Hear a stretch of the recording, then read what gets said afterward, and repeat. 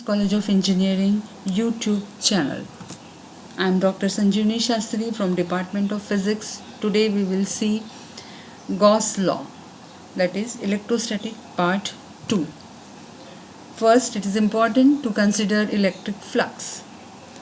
As shown in figure, delta S is a hypothetical plane surface of area delta S. Uniform electric field E exists in a space. Let E makes angle theta with the normal.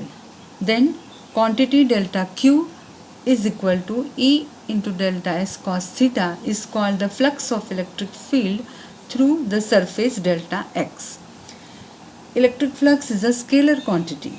If a surface under consideration is closed surface, then total flux is given by phi equal to surface integral E dot ds. The next consider some example on electric flux. A square of h 10 cm is placed with its positive normal, making an angle of 60 degrees with a uniform electric field of 20 volt per meter. Then find the flux through the surface bounded by the frame. Consider the figure which has a square of h 10 cm. Electric field E makes an angle 60 degrees with the normal.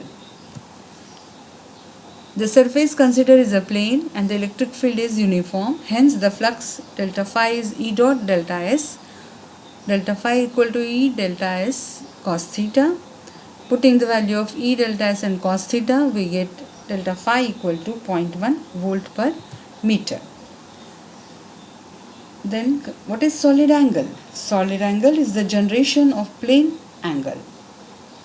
In the first figure, endpoints of curve AB is joined to point O. In second figure, ABCD are joined with point O. We say that a solid angle is formed at O and that the surface S has subtended the solid angle.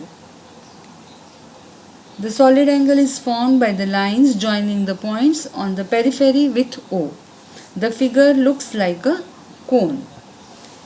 There are 5 applications of Gauss law. First, we must know what is Gauss law.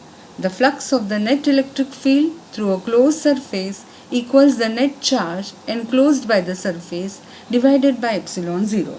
So, surface integral E dot ds is q upon epsilon 0 is the Gauss law.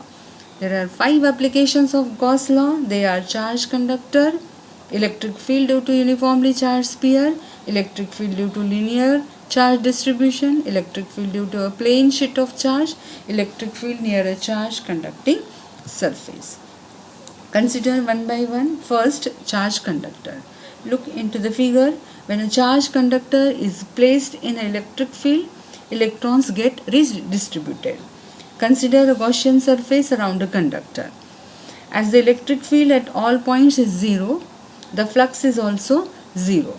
Thus the charge injected anywhere in the conductor, it must come over to the surface of the conductor so that the interior is always charge free. Second application is electric field due to a uniformly charged sphere. For any point P outside the charge distribution, we have small r greater than capital R as shown in figure. Consider a Gaussian surface which is concentric with the charge distribution. The electric flux through the closed surface is given by phi equal to E into 4 pi r square, which should be equal to q upon epsilon 0 using Gauss law. Thus we get E equal to q upon 4 pi epsilon 0 r square. Thus the electric field due to a uniformly charged sphere at a point outside it is identical with the field due to an equal point charge placed at the center. Third application is electric field due to linear charge distribution. Consider lambda to be linear charge density. Let P be the point which is at distance r from line charge. Consider a Gaussian surface of a cylindrical shape of length L passing through point P. The total flux through the closed Gaussian surface is E into 2 pi r L. The charge enclosed in the Gaussian surface lambda L, as L is the length of the line charge which is inside the closed surface.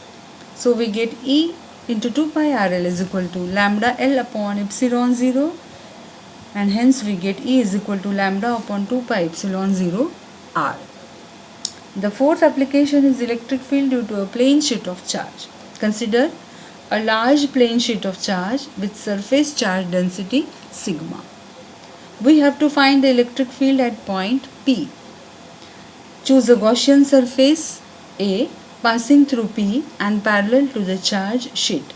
The total flux through the closed surface is phi equal to 2 into E delta S. From Gauss law we get 2 into E delta S equal to sigma delta S upon epsilon 0. Therefore, we get E is equal to sigma upon 2 epsilon 0. Then the next application is electric field near a charged conducting surface. Consider a plane conducting sheet as shown in figure. The surface has uniform charge density sigma. To find the electric field at point P, construct a Gaussian surface as shown in figure.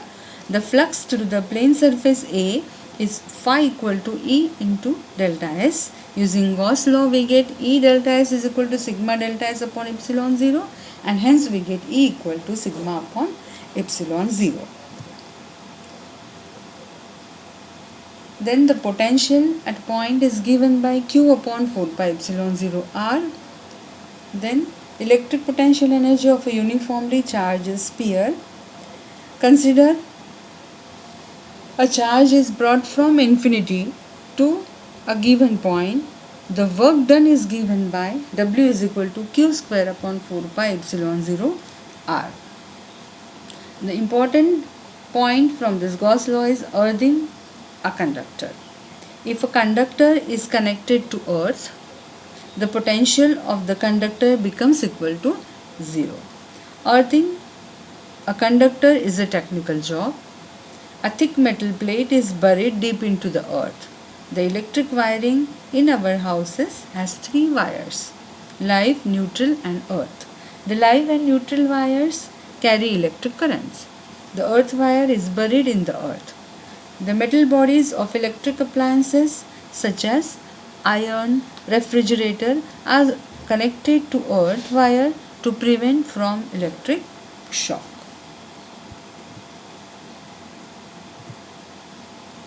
That is all in the Gauss law. Thank you. Please visit our website www.cumminscollege.edu.in, or for any query drop me a mail at sanjeevani.shastri@cumminscollege.edu.in or contact me on 98503 85463. Thank you.